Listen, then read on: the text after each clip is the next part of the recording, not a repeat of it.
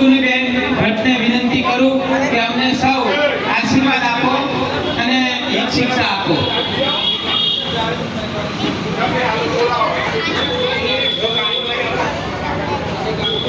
બધાને જય માતાજી, જય માતાજી, જય માતાજી. જે વીરુભાઈનું કામ છે એ કદાચ ભગવાન પણ નહીં કરી શકતા હોય. આ કામ આ કલયુગમાં એ કરવું એ બહુ જ અઘરું છે. ત્યાં રાખજો.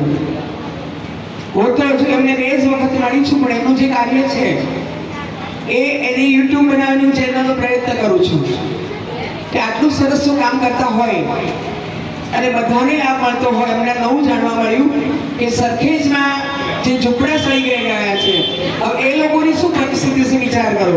ત્યાં એમણે કામ કરવાનું ચાલુ કર્યું છે. એમાં પણ અમે સહભાગી થઈશું. અમને જે મળશે